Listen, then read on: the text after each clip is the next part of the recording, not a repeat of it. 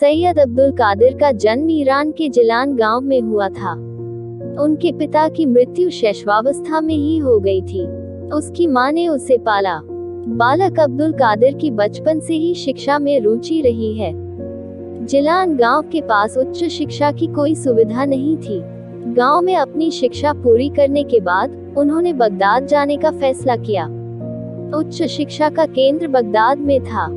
अब्दुल कादिर की मां नहीं चाहती थी कि उनका इकलौता बच्चा इतना दूर जाए, लेकिन लड़के की शिक्षा के प्रति रुचि को देखते हुए उसने उसे जाने दिया। यह 900 साल पहले की बात है। तब कोई कार या ट्रेन नहीं थी। व्यापारी ऊंट, खच्चर और अन्य जानवरों का व्यापार करने के लिए बड़ी संख्या में गांव-गांव जाते रहे थे, लेकिन रास्ते में कुछ लुटेरे और ठग रहे थे। तीर्थयात्री भी व्यापारियों के साथ समूहों में आ रहे थे। व्यापारियों का एक दल बागलान से बगदाद के लिए निकलने वाला था। अब्दुल कादिर की मां ने अपने बेटे को 40 अशरफियों को शर्ट में बांध कर रख दिया। जब व्यापारियों का एक दल बगदाद के लिए निकला तो वह उनके साथ चलने लगा। मां ने कहा, बेटा, तुम्हारे पिता ने इतना पैसा छोड़ दिया है। एक बात याद रखना, कितनी भी मुसीबत आ जाए, झूठ मत बोलो, भगवान पर विश्वास करो। मां का अभिवादन करने के बाद पुत्र अब्दुल कादिर व्यापारियों के दल के साथ चलने लगा। रास्ते में लुटेरों ने व्यापारियों को घेर लिया और उनका सामान लूट लिया। लुटेरों की भरमार थी। शांत जंगल में हमला करने के कारण व्यापारी कुछ नहीं कर सके।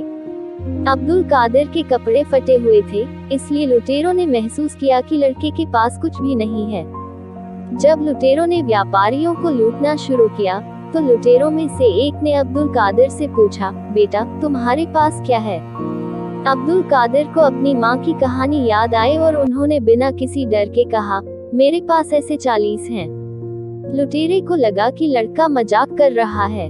वे गुस्से में थे, लेकिन लुटेरे तब हैरान रह गए जब अब्दुल कादिर ने अपनी बनियान उतार कर उन्हें दिखाई। उनके मुखिया ने पूछा, बेटा, तुम्हें पता है कि हम अशरफी को तुमसे दूर करने जा रहे हैं, लेकिन आपने हमें इसके बारे में बताया। अब्दुल कादिर ने कहा, मेरी मां ने मुझे झूठ बोलने के लिए नहीं कहा।